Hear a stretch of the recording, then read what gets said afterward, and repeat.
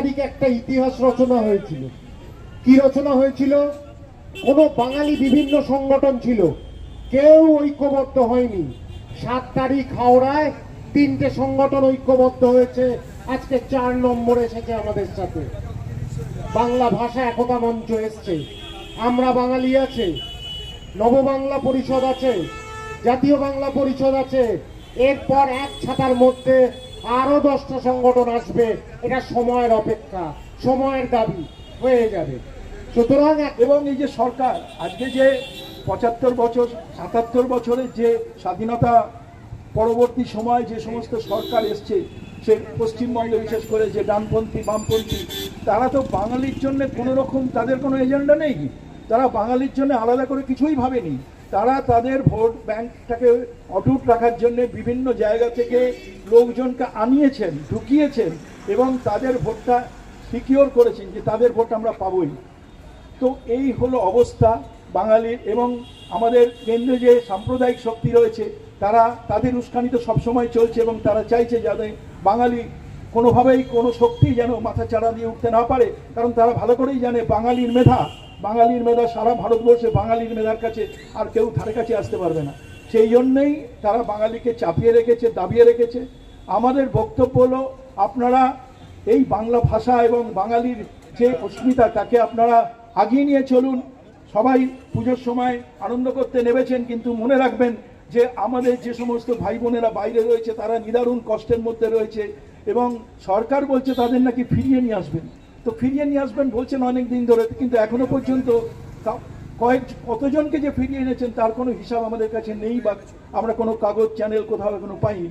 কিন্তু তারা বলছেন আসলে সামনে ভোট আসছে, সুতরাং এই জিনিসটাকে জিইয়ে ভোট পর্যন্ত যদি নিয়ে যাওয়া যায়, তাহলে বাঙালির ভোটগুলো তো যারা এই সরকারের উপর রেগে রয়েছেন বিভিন্নভাবে, যে বাঙালি বিভিন্ন জায়গায় মার খাচ্ছে অথচ এই সরকার তাদেরকে ব্যবস্থা নিচ্ছে না, তাদেরকে অন্তত খানিকটা শান্ত করা যাবে। কিন্তু আমরা এখনো পর্যন্ত বাঙালিদের ফিরিয়ে আনার, বা তাদের শুধু ফিরিয়ে আনলেই হবে না, তাদের এখানে কাজের বন্দোবস্ত করতে হবে। কারণ আমাদের মুর্শিদাবাদ ইউনিট বা বীরভূম ইউনিট বা দিনাজপুর ইউনিটে আমরা কিন্তু এখনো কোনো ইনফরমেশন পাইনি যে সেখানে বাঙালিদের, কারণ সবচেয়ে বেশি যারা কাজ করতে যান সেটা হলো মালদা, মুর্শিদাবাদ, ওই দিকের লোকেরা, হাওড়া। কারণ আপনারা জানেন সুরাট বা বম্বেতে এই যে শাড়ি বা জরির কাজ, এটাই হলো মেধা একমাত্র এই বাঙালি শ্রমিকদের আছে।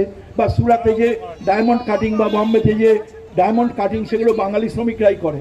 কিন্তু তাদেরকে এখানে ফিরিয়ে এনে জায়গা দেওয়ার কোনো পরিকল্পনা এখনো নেই।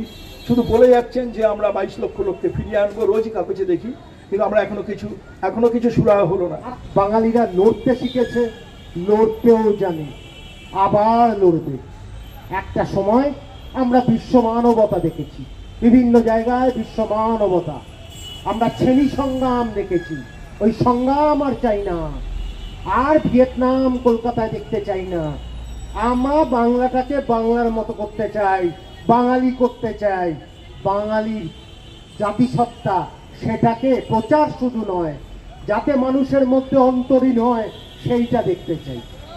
আজকে তখন তা কারুর আপত্তি হয়, কারণ ভাষাটাই তো সে বুঝতে পারছে না। কিন্তু ডিজে মিউজিক চলবে না। যদি আজকে সেরকম হয়, প্রত্যেক পাড়ার লোককে বলবো আপত্তি তোলো, আপত্তি তোলো। কারণ হিন্দি সাম্রাজ্যবাদ, উর্দু সাম্রাজ্যবাদ আমরা মানব না, মানতে আসেনি। বাংলা ভাষাটাকে বাধ্যতামূলক করা, সেটাও ব্যর্থ হচ্ছে। এত সরকারদের ভালোবাসা 14% ভোটের জন্য, আহা! আজকে বিভিন্ন একাডেমি তৈরি হয়ে যাচ্ছে, কিন্তু বাঙালিকে একেবারে খুব সহজভাবে নেওয়া হচ্ছে। এই জায়গায় আজকে বাঙালিকে আন্দোলনটা আরো বাড়াতে হবে। আবার বলছি, বাড়িতে বসে থেকে কারুর হয়তো 4টে গাড়ি, 5টা বাড়ি, ভাবছেন গুটো খাবেন না, বেশি দিন দূরে নয়। এত রাস্তাঘাট ভালো হচ্ছে, একটার পর একটা বিল্ডিং তৈরি হবে, ঢুকে আপনাদেরই গুটো দিয়ে বার করবে।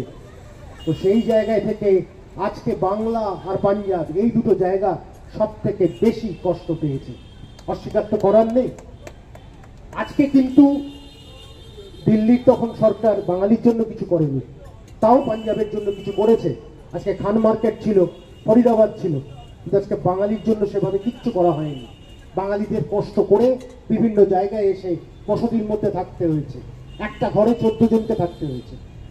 আজকে এই জায়গায় থেকে আমরা কিন্তু আবার জাটাকলে নিষ্পেষিত হচ্ছি। এই জাটাকল থেকে বেরোতে হবে, নিষ্পেষিত যাতে না হই তার আন্দোলন করতে হবে।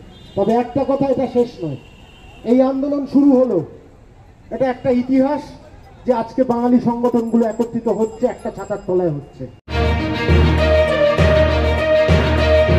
শ্যামবাজার মেট্রো রেলের 1 নম্বর গেটের সামনে শুভ মহালয়ার পূর্ণ লগ্নে শারদীয়ার এই প্রাক মুহূর্তে আমাদের যে বর্তমান পরিস্থিতি বাংলার এই পরিস্থিতিতে আমরা আজকের এখানে সমবেত হয়েছি। কলকাতা হচ্ছে বাঙালির পীঠস্থান এবং বাঙালির আবেগের জায়গা। এই আবেগের জায়গা যেখানে সারা পৃথিবী আজকে থেকে শুরু করে মহাদশমী পর্যন্ত সারা পৃথিবী তাকিয়ে থাকবে এই কলকাতার এই পুণ্যভূমিতে। এবং আপনারা নিশ্চয় জানেন সুধীবৃন্দ, সারা পৃথিবীর মানুষ আমাদের এই দুর্গা উৎসবের তারা আসবে। আমাদের এই পুণ্যভূমি আরও বেশি করে পবিত্র হয়ে উঠবে। আজকের এই পবিত্র ভূমিতে, এই পুণ্যভূমিতে বাঙালির যে বর্তমান পরিস্থিতি, অস্তিত্বের সংকট, সেই অস্তিত্বের সংকটে আমরা আজকে ঐক্যবদ্ধ হয়েছি। আমাদের যেমন অর্থনৈতিক দিক থেকে যেমন বিপর্যস্ত আমরা, তেমনি যেটা ঘটনা ঘটছে গোটা ভারতবর্ষ জুড়ে, সেটা হচ্ছে বাংলা ভাষায় কথা বললে বাঙালিকে বিদেশি, বাংলাদেশি, অনুপ্রবেশকারী, পরিযায়ী, এই সমস্ত নানাবিধ আমাদেরকে আখ্যা দিয়ে আমাদের সম্পূর্ণরূপে রাষ্ট্রদ্রোহী, দেশদ্রোহী করে তোলার একটা যে প্রয়াস চলছে গোটা ভারতবর্ষ জুড়ে, তার বিরুদ্ধে আজকে আমরা এখানে অনিন্দ্যদার নেতৃত্বে নববাংলা পরিষদের ডাকে এবং আমরা বাঙালি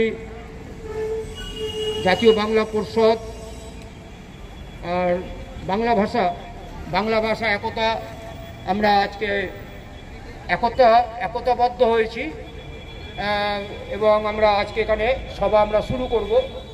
এই সভার শুরুতেই বাংলা ভাষা একতা মঞ্চ বলেছি, আমরা সবার শুরুতেই হয়তো আজকে প্রতুল মুখোপাধ্যায়ের জন্মদিবস উপলক্ষে তার একটি বিখ্যাত গান দিয়ে আমরা আজকের এখানে সভা শুরু করব। এই জাগরি মহাপুরুষদের জীবনধারা পড়ুন, আদর্শ ছড়িয়ে দিন, এছাড়া বাঙালিকে জাগানো যাবে না। বাজার 5 মাথার মোড়ে বাঙালি জাতীয়তাবাদী সংগঠন, 3টে সংগঠন, জাতীয় বাংলা পরিষদ, আমরা বাঙালি এবং বাংলা ভাষা একতা মঞ্চকে উনি এক জায়গায় নিয়ে এসছেন।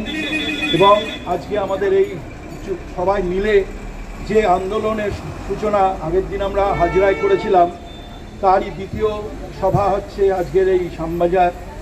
আপনারা সবাই জানেন যে আমাদের দেবীপক্ষ শুরু হয়ে গেছে। এই দেবীপক্ষর শুভালগ্নে আজকে আমরা আপনাদের কাছে এসেছি। আমরা বেশ কিছু মানুষ যারা জাতীয়তাবাদী বাঙালি সংগঠনে আছি বা জাতীয়তাবাদীতে বিশ্বাস করি, তারা কিন্তু পুজোয় অনেকে দেখছি সবাই বেরিয়েছেন, খুব ভালো লাগছে। কিন্তু আমরা কিন্তু এই রাস্তায় এখনও আছি এবং থাকবো, পুজোর মধ্যেও থাকবো। কেন থাকবো সেটা আগের বক্তারাও বলেছেন, আমিও অল্প একটু বলি, কারণ আজকে অনেক বক্তা রয়েছে। প্রথম কথা, বাঙালি কারা? আমরা মনে করি, জাতীয় বাংলা পরিষদ মনে করে, যার মাতৃভাষা বাংলা এবং যারা বহুদিন ধরে বাংলায় রয়েছেন, বাংলা ভাষায় কথা বলেন, বাংলা কৃষ্টির সাথে, বাংলা সমাজ ব্যবস্থার সাথে মিশে গেছেন, তাদেরকেও আমরা কিন্তু বাঙালি বলি। তারা কিন্তু হিন্দিতে কথা বলেন না, তারা বাংলাতেই কথা বলেন। আজকে যেমন মোহন সিং, রবীন্দ্র গবেষক এবং নামকরা রবীন্দ্রসঙ্গীত শিল্পী, উনি পাঞ্জাবের লোক কিন্তু উনি বাঙালি হয়ে গেছেন। যেমন মনোজ মুরলী, তিনিও কেরালার লোক, তিনিও কিন্তু বাঙালি হয়ে গেছেন। এই ধরনের যারা বাইরে থেকে এসছেন, অনেক দিন ধরে যুগের পর যুগ এখানে বাস করছেন এবং বাংলা কৃষ্টির সাথে মিশে গেছেন, তাদের কিন্তু আমরা বাঙালি মনে করি। কিন্তু এই যে সমস্ত আগ্রাসন এখন বিভিন্ন রাজ্য থেকে বাংলার ওপর ছড়িয়ে পড়ছে, বিহার, ইউপি, উত্তরাখণ্ড, রাজস্থান, মধ্যপ্রদেশ, হরিয়ানা, এই আগ্রাসনের বিরুদ্ধেই আমাদের লড়াই বা আমাদের সংগঠন যে লড়াই শুরু করেছে বাঙালিকে বাঁচানোর জন্যে, বাঙালিকে আরও অস্মিতাকে জাগিয়ে তোলার জন্যই এই আমাদের আন্দোলন চলছে। আপনারা আজকে দেখুন, বাইরে যে সমস্ত বাঙালি ছেলেমেয়েরা কাজ করতে যায়, যাদের আমরা একটা পরিযায়ী শ্রমিক না বলা হয়, যদিও আমরা পরিযায়ী শ্রমিক বলি না, তো তারা কাজ করতে যায়। কেন কাজ করতে যায়? কাজ করতে যায় এই কারণে যে আমাদের এইখানকার কাজকর্ম যত আছে, সরকারি পরিসংখ্যান বলছে যে পশ্চিমবঙ্গ সরকার যে 22 লক্ষ শ্রমিক ভাই আমরা এখান থেকে তারা বাইরে কাজ করে। সংখ্যাটা 22 লক্ষ কিনা আমার জানা নেই, কিন্তু তাদের যে হিসাব তাই। আর 1.5 কোটি মানে 1,50,00,000 মানুষ যারা ইউপি, বিহার, রাজস্থান, উড়িষ্যা, হরিয়ানা থেকে এসে এখানে কাজ করে। তার মানে কি দাঁড়ালো? তার মানে আমাদের এই 22 লক্ষ ভাই বোনরা যে কাজটা বাইরে করতে যাচ্ছে, সেই কাজটা আমাদের এখানেই আছে তো। না এলে, না থাকলে ওই 1.5 কোটি মানুষ এখানে তো আর হাওড়া ময়দান বা হাওড়া ব্রিজ দেখতে আসেনি। তারা সেই কাজগুলো তারা দখল করে রেখেছে এবং আমাদের ছেলেমেয়েগুলো বাইরে কাজ করছে এবং তাদের এখন যে কী দুর্দশা চলছে সেটা আপনারা বিভিন্ন কাগজ, টিভি চ্যানেলে দেখতে পাচ্ছেন। বাংলা ভাষায় কথা বললে তাদের বাংলাদেশি বলে মারধর করা হচ্ছে, মেরে ফেলা হচ্ছে। আমরা অনেকগুলো ঘটনা জানি এবং আমরা গেছি সে সমস্ত ঘটনায়, যেখানে বাঙালি বলে তাদেরকে বাইরে হরিয়ানাতে মেরে ফেলা হয়েছে, তামিলনাড়ুতে মেরে ফেলা হয়েছে, রাজস্থানে মারা হয়েছে, উড়িষ্যায় তো রোজ এই ঘটনা চলছে। তারা কি না বাংলা ভাষায় কথা বলে। অর্থাৎ ভাষার উপর যে সন্ত্রাস চলছে, সেই সন্ত্রাসের বিরুদ্ধে আমাদের এই লড়াই, আমরা যে রাস্তায় নেমেছি এর জন্যে। এবং আমরা সমস্ত আপামর বাঙালি ভাই বোন, জনসাধারণ সবাইকে বলছি, আপনারা বাংলার পাশে দাঁড়ান। কারণ কি, আজকে যদি কলকাতা শহরেই সমস্তটা দখল হয়ে যায়, আজকে যদি কলকাতা শহরেই আমরা ঘেরাও হয়ে যাই, তাহলে আমরা বা আমাদের উত্তরসূরিরা যাবে কোথায়? আমাদের তো দেশ এটা, আমাদের তো রাজ্য এটা। এবং আপনারা সবাই জানেন ভাষার ভিত্তিতে রাজ্যগুলোকে ভাগ হয়েছিল। তো বাংলা ভাষার ভিত্তিতে আমাদের পশ্চিমবঙ্গ তৈরি হয়েছিল। সেখানে যদি বাঙালি তাদের নিজের ভাষা ঠিকমতো প্রয়োগ করতে না পারে, তাদের কথা যদি বলতে না পারে, তাহলে অন্য জায়গায় বাঙালির যে কী দুরবস্থা চলছে সেটা বুঝতে পারছে। এবং দ্বিতীয় কথা, বাংলা ভাষাকে সামনে নিয়ে আসা। সরকার পক্ষ থেকে, মিউনিসিপ্যালিটির পক্ষ থেকে, কর্পোরেশনের পক্ষ থেকে বারবার বলা হচ্ছে যে সমস্ত সাইনবোর্ড নাকি বাংলায় করতে হবে। খুব ভালো, কেন হয়নি প্রথম কথা, সে প্রশ্নের উত্তর কে দেবে? উত্তর দেওয়ার কেউ নেই। এখন বলছে করতে হবে এবং তার জন্য একটা ডেডলাইন করা হয়েছে 30শে সেপ্টেম্বর। কিন্তু আমরা হলফ করে বলতে পারি এই 30শে সেপ্টেম্বরের মধ্যে অবশ্যই সমস্ত যে বোর্ড আছে, যে সাইনবোর্ড আছে, সেগুলো বাংলায় করা যাবে বলে আমাদের মনে হচ্ছে না। অথচ মহানাগরিক বলছেন 30শে সেপ্টেম্বরের মধ্যে সমস্ত করে দেবেন। তো আর তো মাত্র 4-5 দিন আছে, 10 দিন আছে, দেখি আমরা কত দূর কি হতে পারে। এই আপনি দেখবেন এই বাঙালি জাতি পুরো বিশ্বকে নেতৃত্ব দেবে। নেতাজি সুভাষচন্দ্র বলেছেন, এই বাংলার ছেলে মেয়ে তুমি বিশ্বকে জাগাইবার ভাব দেবে। তো আজকে ওই দিন এসে গেছে। আর আমি বেশি কিছু বলবো না। আমি নেতাজি সুভাষচন্দ্র বসে একটা বিশেষ অন্যায় যে ঠোঁট দিয়ে নেতাজিকে 5 মাথায় মারতে নেতাজিকে সালামি দিয়েছি। আমি প্রথম বাঙালি, পাঞ্জাবি বাঙালি, যে নেতাজি সুভাষচন্দ্র বোসকে ঠোঁট দিয়ে সালামি দিয়েছিলাম। যে সৌভাগ্য পাঞ্জাবের মানুষ বাঙালি এসে পেয়েছে। জয় বাংলা, জয় বাঙালি, জয় বাঙালিস্তান, জয় হিন্দ। আমরা বাঙালি, আমরা বাঙালি, জিন্দাবাদ, বন্দে মাতরম, বন্দে মাতরম, বাংলা বাঙালি। সভা শুরু করব।